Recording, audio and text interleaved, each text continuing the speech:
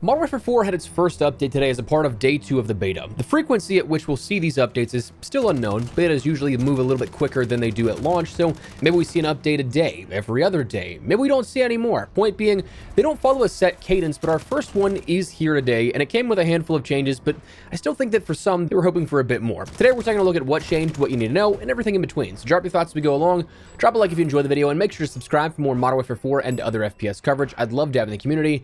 And finally, check out my friends over at Advanced GG, where code espresso can get 10% off your entire order, but more on that later. For now, let's get into it. First up, let's talk about some content additions here at this, because as we saw with beta day 1, it obviously wasn't everything we'd see, not only within the beta overall, but just simply beta weekend 1 here. Today, we ended up getting a new map of Cachette. This being described as on the outskirts of a French railway terminal, an abandoned wine warehouse and derelict mechanics garage has been converted into a covert armory. This is a map that's 3 lanes, but like has some weaving in and out of points where there's a couple of different locations that have multiple levels to it, a little bit of verticality, not a whole ton. There's a bunch of open space while also still being a lot of close quarters cover. This one, the central lane, is obviously the most pronounced. It's the most open, the most dangerous to cross through. This, from some of my early playthroughs within COD Next, you can kind of set up a spawn trap, it seems like, so we'll see how this plays in general lobbies.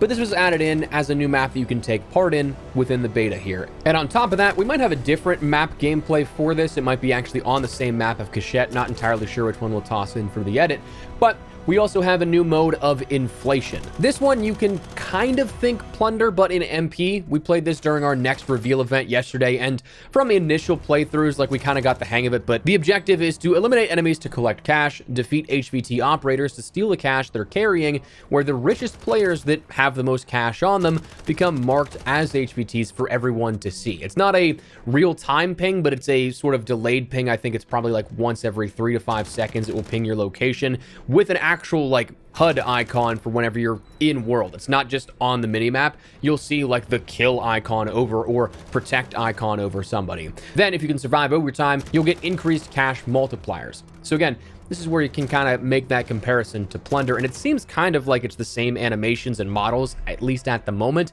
that it's the same duffel bags of cash, but that's introduced here again. Now, because of this, because we have a new mode and, more importantly, a new map, a feature was added with today's update, that being map voting. This felt strangely absent yesterday, but as we talked about in our review yesterday, it was more so just because, like, if you had map voting with only 3 maps in the rotation, you can basically force veto to play any specific map entirely. There's no rotation on things or no random nature to how you could select maps. So that was added in. We'll see this for the rest of the duration of the beta as well as into launch.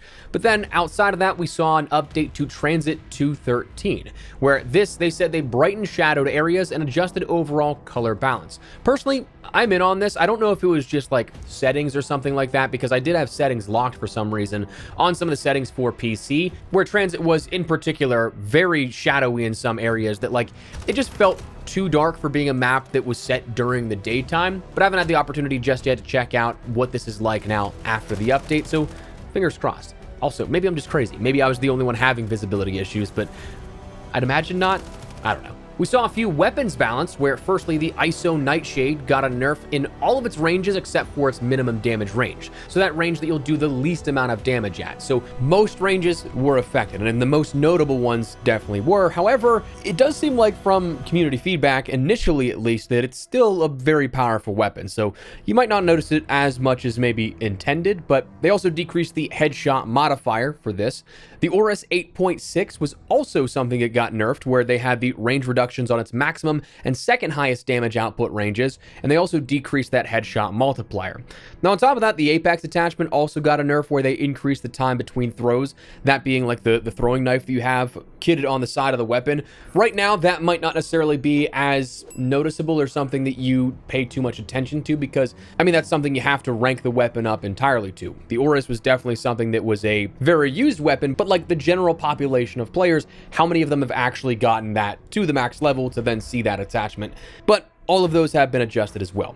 The other thing that was mentioned here out of weapon tuning was the frangible rounds. Now, frangible rounds, for those that are unaware, they suppress enemy mobility on hit, so it slows them down by quite a bit if you land shots on your target.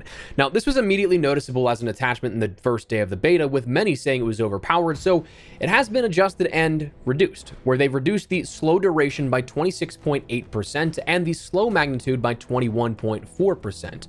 Now, how much that actually equates out to in feeling in game is still up for interpretation. Recording this right after the update went live, so not as much anecdotal or reported feedback as I'd like to be able to have to give you this, but fingers crossed that it's in a balanced place. But outside of that, the only other thing that was mentioned was adjusted was footstep and player sound effects in the audio department, where they said they reduced the distance at which enemy footsteps and gear audio can be heard and decreased the overall enemy footstep and gear audio volume. Then they also gave the footnote of the objective of their team is for movement audio to indicate when enemies are approaching without revealing their exact positions at a distance. We'll continue looking at feedback on this topic throughout the beta, and I think this is one of those ones that is, I don't know, I certainly don't envy the position of trying to balance this kind of stuff, because you're going to have both sides of the aisle yelling, it's fine how it is, or nerf it, whatever the case. So it's one of those ones that I think that we're going to see where it lands, I guess, before we can really adequately say if it's good or bad. But me personally speaking, all I know is I definitely had quite a few kill cams where I thought I was pretty far away from somebody, and then I literally watched them just 180 and lock on, and I was like, okay, well, I guess I made a little too much noise there. So we'll see how this feels now after the update. But that said, that's a good start, I think, in some of these areas, but there's still quite a bit that you could probably say, pick out, and want changed or adjusted in the future. Things like the general TTK is still a big conversation point, and honestly, when you take a look at those two weapons that were adjusted, of the ISO and the Aurus, both, of course, very good weapons in their own right. They were early adopters of the meta, per se. The M4 is also up there. But I think for a lot of people, the general TTK is one of the pain points, not necessarily individual weapons, though, of course, individual weapons do need to be tuned, that I'm curious if we see this adjusted in any capacity, or if we see something like headshot multipliers being adjusted and that being a main target of that as a subsidiary fix they could make instead of just a general TTK or time to death balance. I think the full scope of what that could be is still yet to be determined.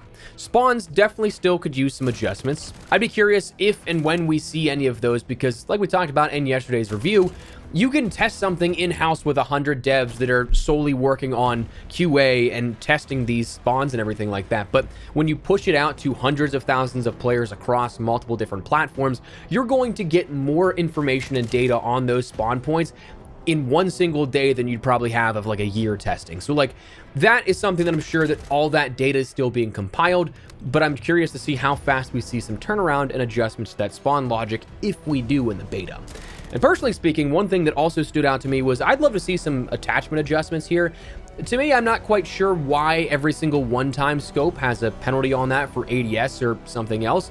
I feel like that should be one of those just like base optics you can have, that you're using a class slot, but it's not anything that really like hinders your build in any other way, shape, or form. So for me, I'd like to see that kind of stuff adjusted, but yeah, other than that, there's still some stuff that can be done, and honestly, feel free to chime in down below on what you'd like to see done for some of this. I'm sure that in the brief conversation and mention here of this, I'm gonna forget something that could be glaringly obvious.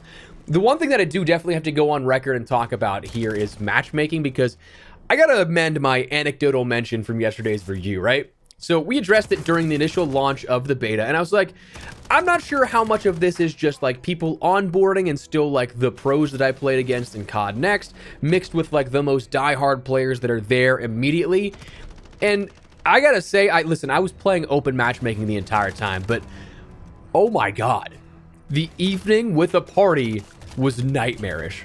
I'm not that cracked anymore. I recognize it's past my prime, and that just reinforced it. Those lobbies were insane. If you play with a party of anywhere between like 4 to 6 people, prepare to be playing like you're playing for prize money. So the rest of this weekend, we might be seeing like what it feels like more solo play, because I hadn't had the opportunity to really jump in solo just yet. So maybe that makes a difference. Who knows? But anyways, that's the update. The first one that we had here for Modern Warfare 4's beta. Again, we could see more in a day, 2 days. We don't quite know this content cadence just yet, and rollout of not only just the new content coming, but also fixes and adjustments being made in real time. Again, as mentioned, the beta is usually when we see this stuff happen on a more frequent basis versus like every month or so is probably when we see a major update that's patch noteworthy for COD after the launch of the game. But I guess we'll see what tomorrow and Monday holds, but that is where we're going to wrap it up. But before we do, a quick heads up. As you may know, we've been partnered with my friends over at Advanced GG, and we're going into a crazy busy fall with multiple large updates for games like Arc Raiders, the future seasons of Battlefield 6, and new launches in Modern Warfare 4 and GTA 6 and everything in between. So we as players, we're going to need our energy to keep up. Advanced is the healthier energy supplement option. I use it daily as my comparable cup of coffee. Currently drinking the raspberry lemonade and magic rainbow sherbet as my 2 favorite flavors that I'd highly recommend. We actually co-branded a few things with Advanced, including an ice shaker and the rainbow sherbet, which I think actually recently sold out, which is really cool. So thanks for the love on that. But for real, I do love their stuff, and if you're looking for a replacement for your own cups of coffee, give this a try. If you decide to give it a go, code Espresso and get you 10% off your order, but absolutely no pressure at all. Just appreciate you checking out not only this, but the video as well. But anyways, that's what we're going to call it. So thanks so much for watching. Let me know your thoughts down below. What do you guys think of this update? What do you think of the beta so far? You liking it, disliking it? It seems to be a very polarizing beta at the moment, where some people love it, some people swear it's the worst thing in the world. Where do you fall? Love to hear your thoughts, but if you guys enjoyed the video, you found it at all insightful, do me a favor and drop a like on it. And of course, if you are new to the channel, make sure you subscribe so you don't miss a single thing regarding all things Modern Warfare 4 and even more FPS coverage. We've got a very busy fall upcoming again here, so I'd love to have you in the community across the coverage from multiple different games. But anyways, thanks so much for watching. Mine has been Espresso. I'll see you later. Take care and peace.